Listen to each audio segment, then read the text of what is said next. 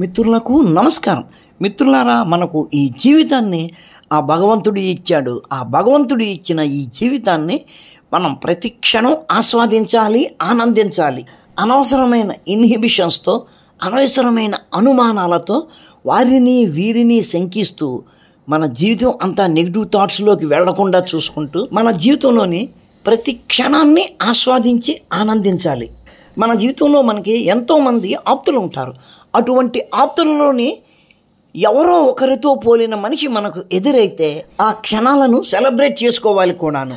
ఆ పోలిక రూపంలో అవ్వచ్చు, మనిషి క్యారెక్టర్లో కూడా అవ్వచ్చు. బహుశా జార్జియో మెలోనీ ఇటలీ ప్రధాని గారికి 2023లో మోడీ గారిని కలిసినప్పుడు ఆ పరిస్థితి ఏర్పడి ఉండొచ్చు. ఆయనతో చాలా ఆనందంగా గడిపారు. ఆ టైంలో ఆయనతో ఒక సెల్ఫీ తీసుకుని ఆ క్షణాలను మెలోడీ అంటూ ట్వీట్ చేశారు. ఇప్పుడు 2024 G7 మీట్లో కూడా ఆ క్షణాలను మళ్ళీ రీక్రియేట్ చేశారు. Hello from the Melody team. Team Melody is back, taking the raging internet trend to the next level. Hello from the Melody team. The internet moniker given to the Italian Prime Minister Giorgia Meloni and Indian Prime Minister Narendra Modi. అయితే ఈసారి ఆమె అసలు విషయం బయట పెట్టేశారు. తాను మోడీ గారితో ఉన్నప్పుడు అంత ఆనందంగా ఉండడానికి కారణం ఆయనలో తన తండ్రిని చూసుకుంటున్నాను అని చెప్పేశారు. అవును, మోడీ గారి వయసు 73, ఆవిడ వయసు 47, 27 సంవత్సరాల తేడా. కరెక్ట్గా ఒక తండ్రి కూతుర్లకు వయోభేదం ఏమాత్రం ఉండొచ్చో ఆ మాత్రమే ఉంది. మోడీ గారిది ఎవరినైనా ఇన్స్పైర్ చేయగల క్యారెక్టర్. ప్రతి ఒక్కరిని ఆయన ఇన్స్పైర్ చేస్తారు. అట్లాగే మోడీ గారు మెలోనీ గారిని ఇన్స్పైర్ చేసి ఉండొచ్చు. అలాగే తన తండ్రి గారితో ఆయనను పోల్చుకుంటున్నారు. నిజమే, ఆవిడ తండ్రి గారు కూడా మోడీ గారిలాగే చాలా ఇన్స్పైరింగ్ పర్సనాలిటీ అయ్యే అవకాశమే ఉంది. ఆయనే కనుక అంత ఇన్స్పైరింగ్ పర్సనాలిటీ అయి ఉండకపోతే కనుక ఆమె ఈ రోజున ఈ స్థితిలో ఉండే అవకాశమే లేదు. కాబట్టి మెలోనీ గారికి మోడీ గారిలో తన తండ్రి కనిపించడంలో ఎటువంటి ఆశ్చర్యము లేదు. అయితే ఇలా నవ్వుతూ బార్బీ బొమ్మలా కనిపిస్తున్నారు కదా అని మనం అనుకుంటే పొరపాటే. ఒక విషయంలో ఫ్రాన్స్ను నిలబెట్టి దుమ్ము దులిపేశారు. ఆ విషయంలోకి వెళ్ళడానికి ముందు చిన్న మ్యాటర్ మనం డిస్కస్ చేసుకోవాలి. తెలుగును ఇటాలియన్ ఆఫ్ ది ఈస్ట్ అంటారు.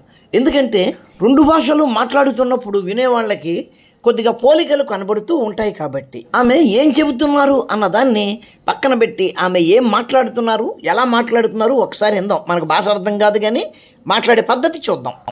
È la moneta coloniale che la Francia stampa per 14 nazioni africane alle quali applica il అది సడన్గా వింటే మన తెలుగో లేకపోతే ఒరియానో అనుకునే అవకాశం ఉంది. అవునా? సరే, ఆవిడ ఫ్రాన్స్ను ఎలా వాయించారో ఒక్కసారి చూద్దాం. Questo si chiama franco CFA. ఈ కరెన్సీని ఫ్రాంక్ CFA అంటారు. È la moneta coloniale che la Francia stampa per 14 nazioni africane. ఈ కరెన్సీని ఫ్రాన్స్ ఆఫ్రికాలోని తన 14 కాలనీ దేశాలలో ఉపయోగించడం కోసం ప్రింట్ చేస్తుంది. ఈ కరెన్సీని ఉపయోగించి ఆయా దేశాలలో ఉన్న నేచురల్ రిసోర్సెస్ని ఎక్స్ప్లాయిట్ చేస్తుంది ఫ్రాన్స్. ఈ చిన్నారిని చూడండి. ఈ చిన్నారి బుర్కినా ఫాసోలో ఉన్న బంగారు గనిలో కష్టపడుతుంది. ఈ బుర్కినా ఫాసో ప్రపంచంలోని అతి పేద దేశాలలో ఒకటి.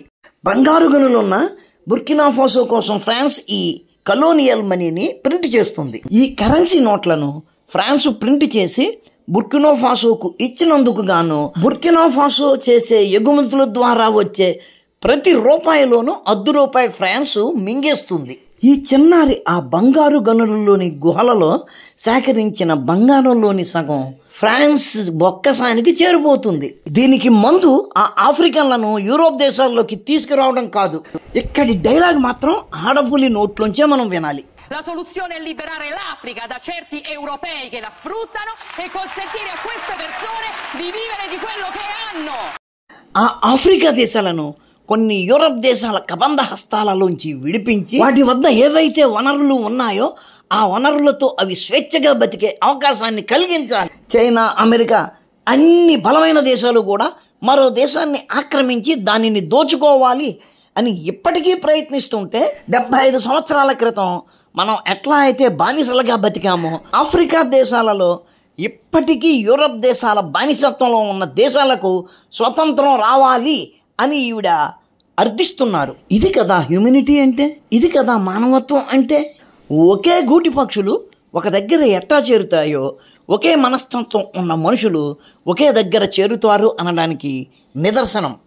ఇద్దరిలోనూ ఉన్న ఆ మానవత్వమే వాళ్ళిద్దరూ మిత్రులుగా అవడానికి అవకాశం కల్పిస్తుంది. మిత్రులారా, ఈ వీడియో నచ్చడం కాదు, ఏమాత్రం పర్వాలేదులే అనిపించినా సరే మన ఛానల్ని ఇంకా సబ్స్క్రైబ్ చేసి ఉండకపోతే వెంటనే సబ్స్క్రైబ్ చేయండి.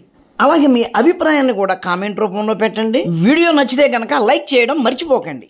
ఉంటాను. నమస్కారం. మతోన్మాదంపై రామబాణం.